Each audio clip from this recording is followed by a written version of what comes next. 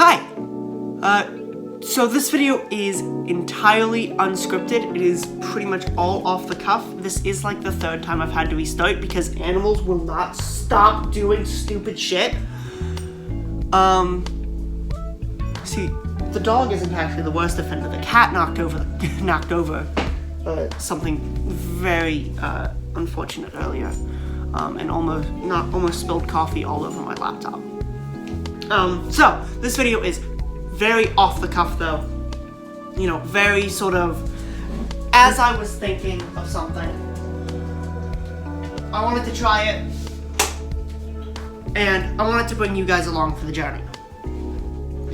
So, but this does need a little two-part explainer. One, which is a personal explainer, and the other, which is a more, I guess, technical process-based disclaimer.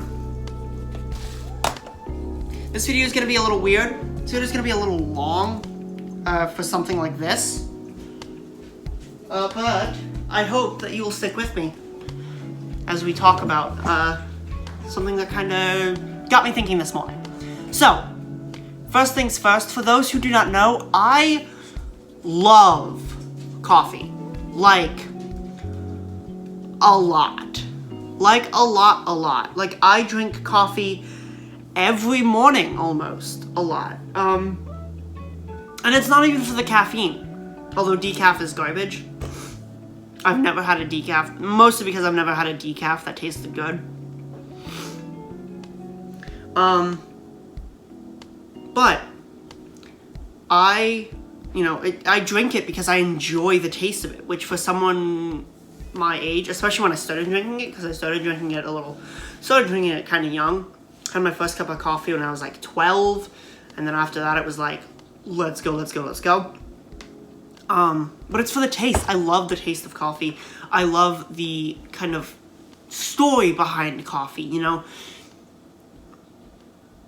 You take this thing, which is from a very small part of the planet, and it has, it's a seed from a plant that has dominated our cultural landscape because it naturally evolved to have a pesticide in it.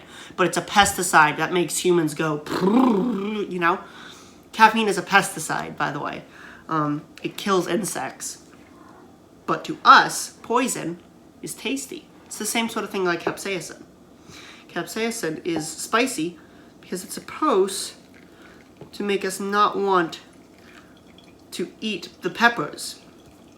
Because with our teeth, we grind up the seeds and they can't be passed on through the digestive tract and put back out into the world to grow more peppers. So capsaicin is spicy because it's trying to get us not to eat it. But we said, no, let's still eat it. So, humans love poison for some reason. Who knew?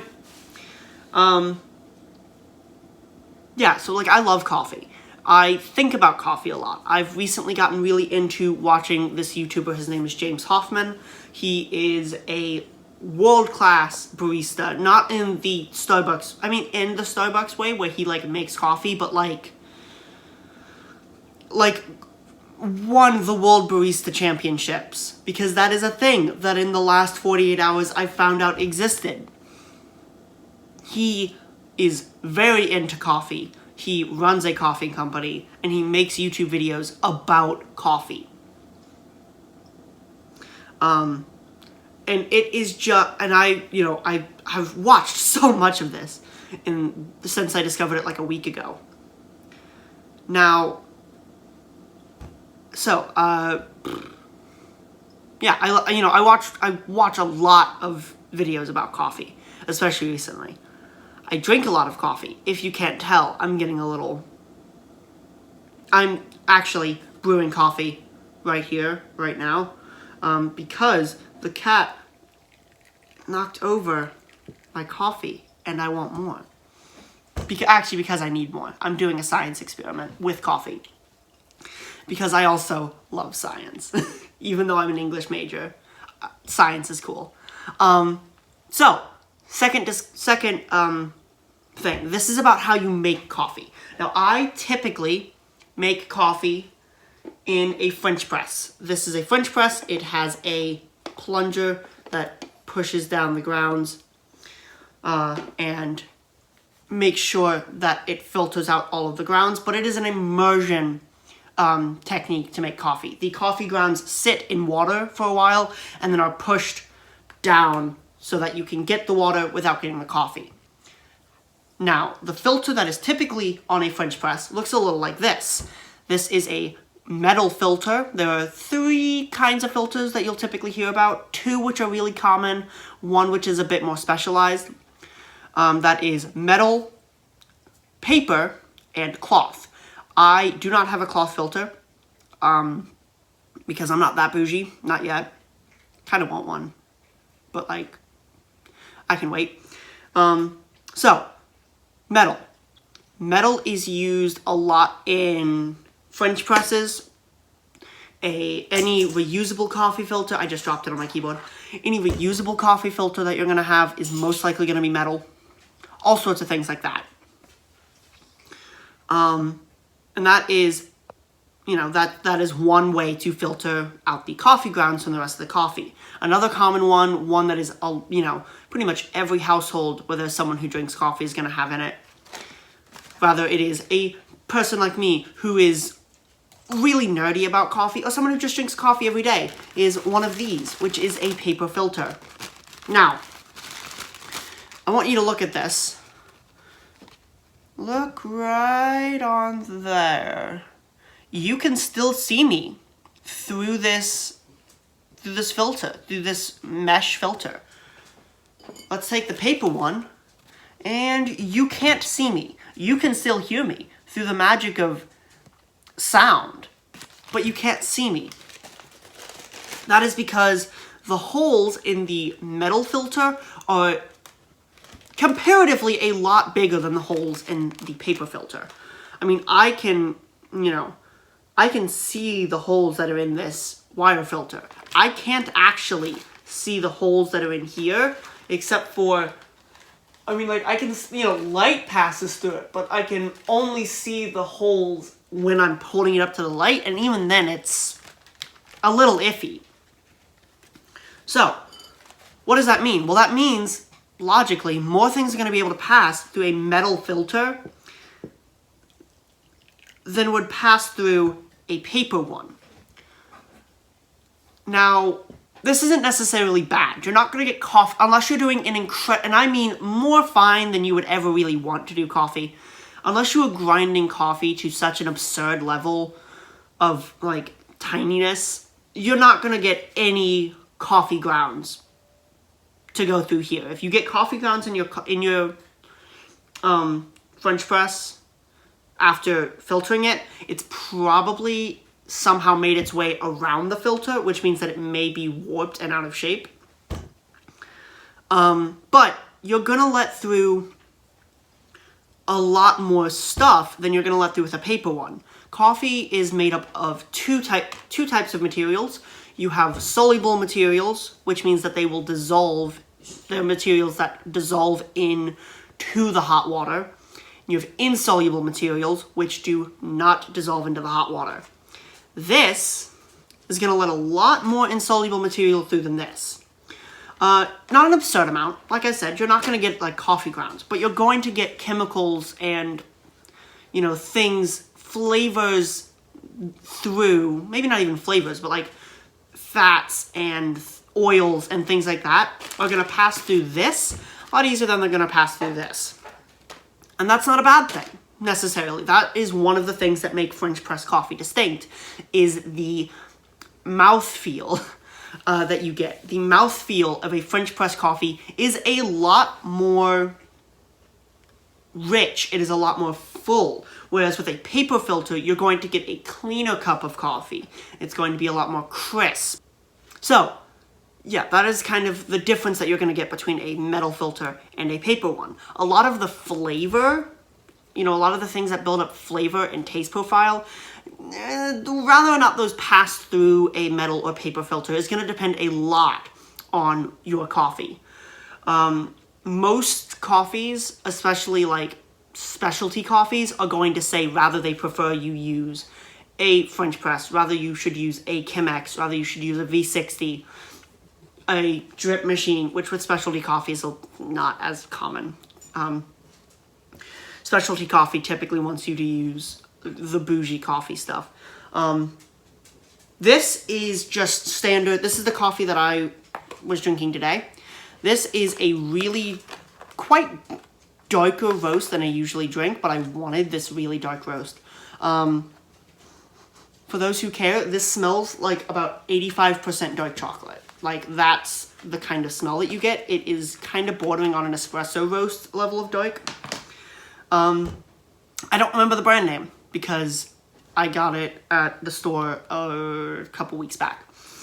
And I keep it, other than right now, I keep it in, as you can see, an airtight container. So, or as air, you know, it's, but I'm still brewing coffee, by the way, because the way that I'm doing it, I have to do it very slowly, which some people may complain about, but it's important. Okay, so I had an idea though. I usually drink French press coffee. However, I woke up this morning with a urge. I had a craving for standard diner style drip coffee that you would get through a paper filter. Dark roast coffee, 100% Arabica beans through a paper filter. However, our drip machine only makes large batches of coffee. The smallest, actually that was in the other take. I hadn't said that yet. This is why you should script things, children. So, our drip machine, the smallest amount that it makes is 4 cups of coffee. Now those are 4 6-ounce cups of coffee. I typically drink larger cups of coffee because coffee is good. But that's the smallest that it can make, and it's really hard to get it to do that. Also, for some reason, it just doesn't want to work this morning. So, I set about to make what I like to call campfire coffee, because the first time that I made it, or the first time that I was there when it was made, it was being made around a campfire by my grandfather, because we didn't have a coffee machine, but we both wanted coffee. So what you do, you take your filter. He was actually using a metal filter, like a reusable K-cup filter almost. But I used a paper filter because a paper filter will work a lot better. I actually have on this cup here. So you take your paper filter. You do want to rinse it if for no other reason than it's going to cling to your cup a lot better. You put in your coffee. I typically, unless the coffee says otherwise, I typically stick around I typically stick around a 1 tablespoon per 6 ounces of coffee, which I unfortunately do not have a scale, so I do have to do this volumetrically. I don't know what the weights on that would be.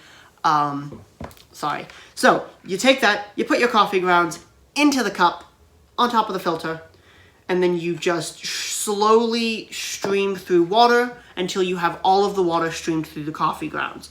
Given that I'm making it in a cup, I have to be a lot more careful, like a smaller cup. I have to be a lot more careful because I can't just pour the whole thing in, or else it's going to overflow because there's not much lip that I was able to give it without risking the coffee being dunked into, risking the coffee dunking into the water once it got high enough. Are you still draining? Yes, it is. Okay, so that's what I made today. But I got an idea. And as you can see, I also have a French press about 3/4 of the way full of coffee because I didn't want to make a whole French press worth of coffee for a science experiment. I got the idea. Well, okay, you have a filter like this. Metal filters are good. I like metal filtered coffee most of the time, but sometimes I really want paper filtered. But my drip machine isn't really working right now.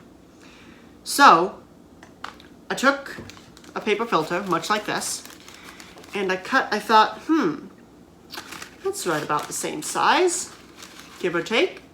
And I cut out the very bottom circle portion. And I took this off the bottom of the plunger because the plunger in the French press comes apart so you can clean it easier. And I put a paper filter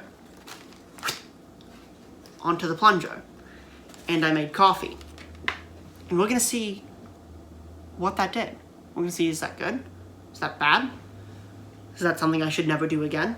Is it something I should do more often, but not all the time, so that I don't, you know, waste a bunch of paper filters on making 1-2 cups of coffee at a time? Yeah. So I have the cat knocked over the first cup of campfire coffee that I made, but I do have the second cup here. These are,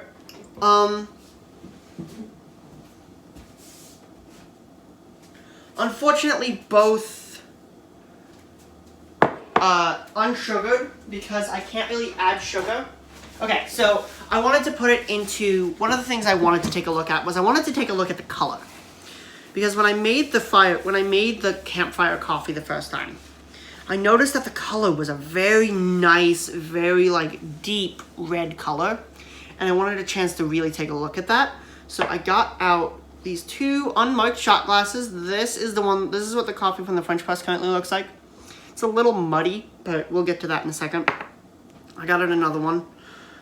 This is what the cat knocked over. The cat did not knock over like a whole mug of coffee, thankfully, which is maybe the only thing that saved my laptop.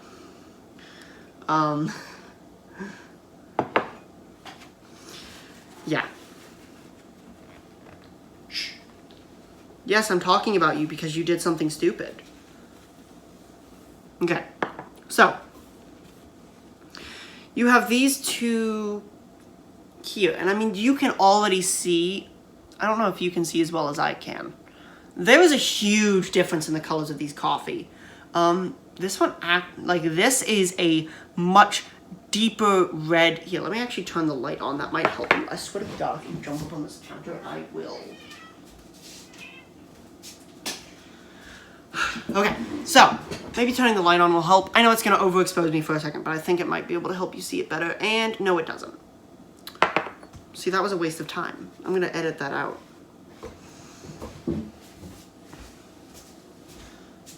So, I apologize that you can't see the color difference that well.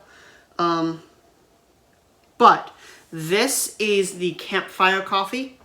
It is a really deep red color, really consistent color all the way through. I mean, it's clear, like as clear as you're gonna get coffee. I can like see all the way through it. This, on the other hand, this is the French press with the paper filter on it. This is muddy. Like, not only is it muddy, the color isn't actually the same all the way through. And I don't know if it's because this has been sitting while I've been like talking a bit. But it just, I mean, I've never seen it get like, you know, I've never seen it change colors so much. So I wouldn't think so. It hasn't really looked like it's changed color in the French press. So yeah, this is like, I mean, and a muddy color isn't necessarily like a bad thing. It is just an implication that more insoluble material is in here than got into there. So if I had to think, this is probably going to taste like standard drip style filtered coffee. This is probably going to taste a little weird. This isn't like the color you get, you know, metal filtered coffee through. It is definitely a cleaner color than that. So maybe it's going to be about halfway through. Maybe this is my solution to buying a cloth filter, is just to do a immersion method, you know, an immersion coffee, but with a paper filter. We'll see. Neither of these have sugar in them, so I am going to wince like a little baby because I take sugar in my coffee, and I'm not. I mean, I can drink black coffee. I'm going to take 2 shots of black coffee right now. But it's not exactly my favorite thing. So yeah, let's start off with the campfire coffee.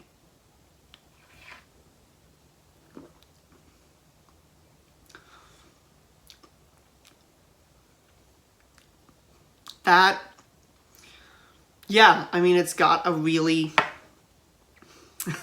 try not to get too like bougie into the coffee language here.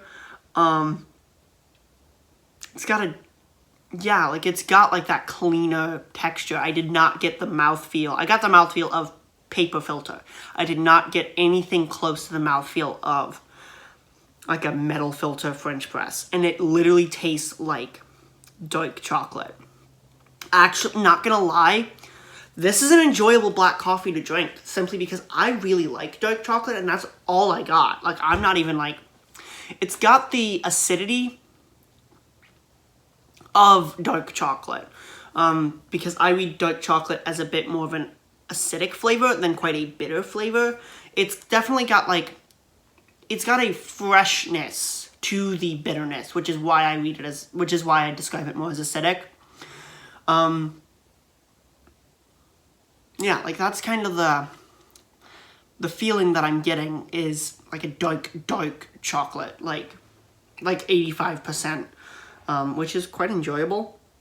I'm getting really into the bougie coffee language here because I've been watching bougie coffee videos all week. Oh, I probably sound like an absolute dickwad right now. So, this though, this is the French press one. I mean, you can even see as I'm holding it up here, it is lighter up here and darker towards the bottom, which means that the insoluble materials have kind of settled. I'm wondering, like, there's no grounds. This is definitely all just insoluble material, but I wonder if I can get it to maybe, it's cooled down a bit. So I'm wondering if the cooling down is why the insoluble material, yeah, like even mixing it up though. So, bottoms up.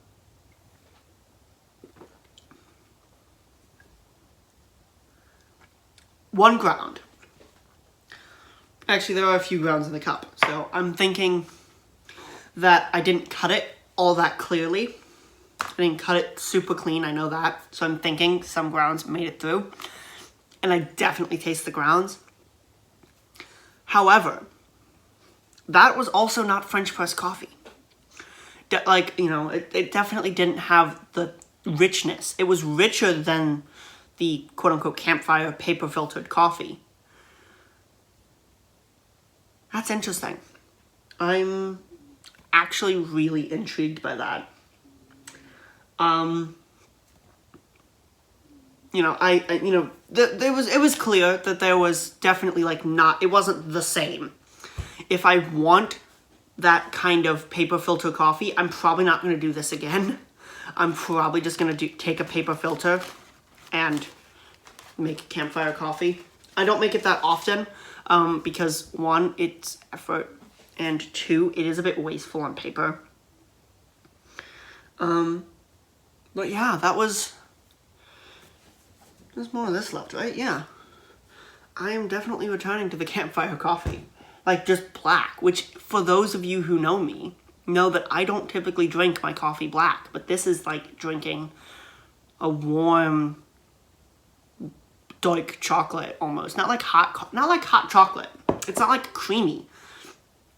It's almost as if you had like dark chocolate, hot chocolate, but for some reason you decided to make it with milk, like with water, instead of like most people do with milk.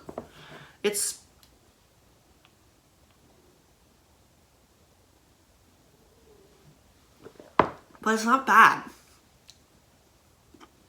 That was a bigger mouthful, so I got a lot more of the bitterness, but yeah. It's definitely not bad. This isn't bad either. I did not get, okay, so flavor notes on this though, because I don't think I really touched on the French press flavors that much. I touched on the texture. A lot more bitterness. Like, there was not nearly the crispness, the cleanness, the freshness in the French press.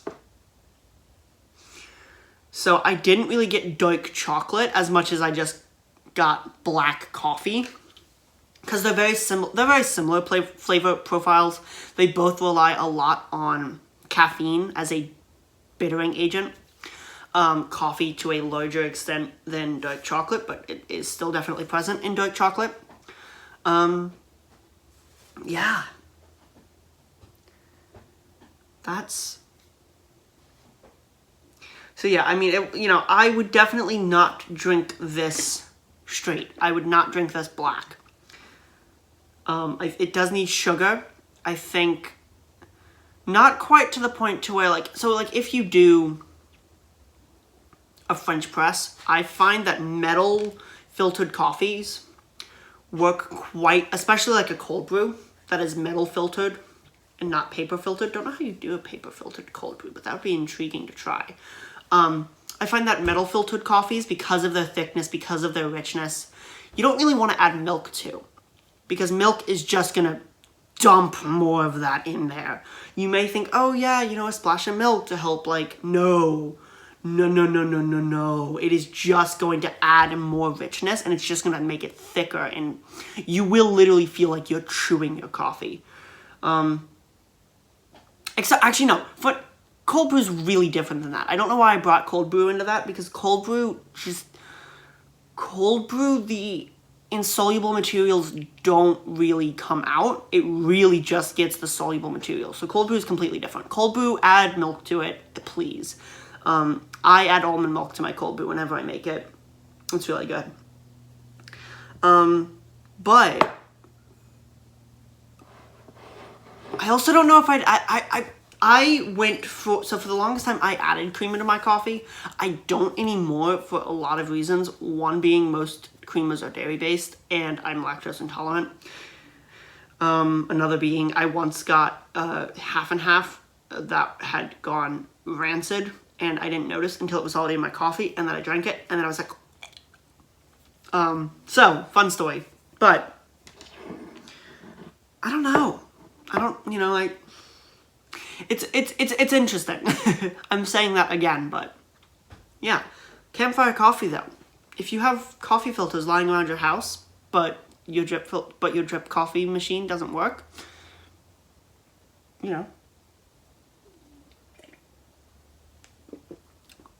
c'est la vie. That is all that I wanted to say for today though. Be expecting on... I'm either going to release it October 31st or I'm going to release it November 1st. Be expecting a very different video, a lot more scripted video. It's going to be about a topic. It's a school project video, but I'm going to release it publicly because I think I like how it's going to turn out. I'm very happy with how the script is going. It's currently going into its first phase of editing today.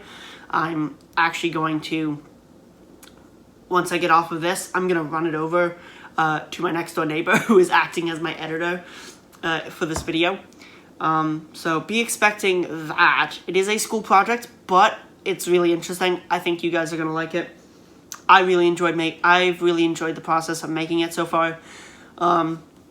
It's a bit more video essay-like, which is something that I definitely want to explore, but it's not like